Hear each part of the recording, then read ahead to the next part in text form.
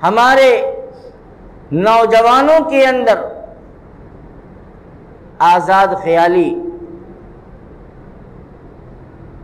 اور غلط سوسائٹی، گندا معاشرہ، اس نے ہمیں کہاں تک پہنچا دیا، کچھ کہنے کی بات نہیں۔ کھلم کھلا حرام ہو رہا ہے، غلط ہو رہا ہے،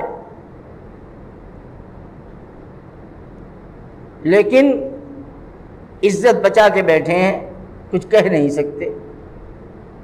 جانتے ہیں میرے بھائی، یہ سماج کا ناسور، یہ معاشرے کا دیمک ہمیں دین اور اخلاق کے اعتبار سے بالکل کھوکھلا کر رہا ہے۔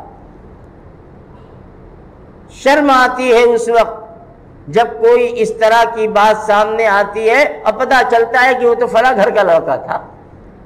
میں اشاروں میں بات کر رہا ہوں، کھلنے کی ضرورت نہیں ہے، سمجھدار ہیں آپ۔ وہ تو فلاں گھر کی لڑکی تھی، وہ گھر عزت دار، ماں باپ عزت دار، لیکن یہ آزادی، یہ بے فکری اور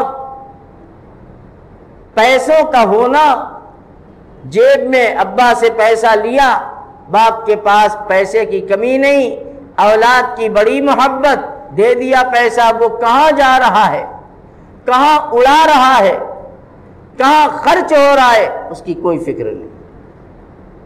نبی کریم علیہ الصلوۃ والسلام نے اسی حدیث میں وہ آپ کے خواب کا ایک حصہ اور بیان کرتا ہوں اور پھر اس کے بعد اپنی بات ختم کروں گا۔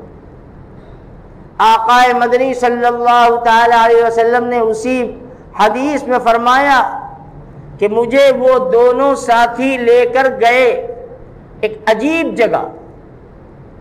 میں نے دیکھا کہ وہاں ایک تنور ہے، تنور جس میں روٹیاں پکائی جاتی ہیں، شرمال پکائی جاتی ہیں، تنور ہے جس کا منہ اوپر سے چھوٹا اور نیچے سے بڑا پھیلا ہوا ہے، اور اس تنور کے اندر آگ کے شعلے بھڑک رہے ہیں، اور وہ آگ کبھی اوپر کو آتی ہے، کبھی نیچے کو دبتی ہے، جیسے تندور میں ہوتا ہے، ایک دم سے بھڑکتی ہے، ایک دم سے بیٹھتی ہے۔ آقا نامدار صلی اللہ علیہ وسلم فرماتے ہیں کہ میں نے دیکھا کہ اس آگ کے تندور میں کچھ نوجوان لڑکیاں اور کچھ نوجوان لڑکے ہیں جو ننگے ہیں، جن کے جسم پر کوئی کپڑا نہیں۔ کیا کر رہا ہے بچہ؟ بھائی اس بچے کو بٹھاؤ، سمجھاؤ قاعدے سے۔ اس کے نوجوان بچے اور بچیاں ہیں اور جن کے بدن پر کوئی کپڑا نہیں ہے، اور اس تنور کے اندر وہ جل رہے ہیں، اور جب شعلہ بھڑکتا ہے تو وہ اوپر آتے ہیں، نکلنا چاہتے ہیں۔ رسول اکرم صلی اللہ تعالی علیہ وسلم فرماتے ہیں کہ یہ منظر تو بڑا ہی ڈراؤنا تھا، خوفناک تھا۔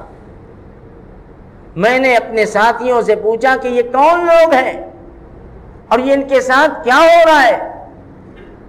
رسول اکرم صلی اللہ علیہ وسلم فرماتے ہیں کہ میرے ساتھیوں نے بتلایا کہ اے پیغمبر، یہ آپ کی امت کے زناکار لوگ ہیں، زانی لوگ ہیں، جس میں مرد بھی ہیں، جس میں عورتیں بھی ہیں، دنیا میں عیش کرنے والے، حلال حرام، عزت ناموس سب کو تار تار کرنے والے، اپنے عیش میں ڈوبے ہوئے لوگ ہیں، اور حرام کاری کی آخری حد تک پہنچنے والے لوگ ہیں، اور ان کو اسی طریقے سے عذاب ہوتا رہے گا قیامت تک۔ اب پھر جب اللہ کے سامنے جائیں گے تو اللہ کے ہاں جو عذاب ہے وہ تو مستقل عذاب ہے۔ میرے بھائیوں، رسول اللہ صلی اللہ تعالی علیہ وسلم نے یہ خواب ہمیں بتایا ہے اور انجام بتایا ہے کہ امت میں جو لوگ اس قسم کے گناہ کے اندر مبتلا رہنے والے ہیں، ان کے ساتھ خدا کا معاملہ مرنے کے بعد کیا ہونے والا ہے۔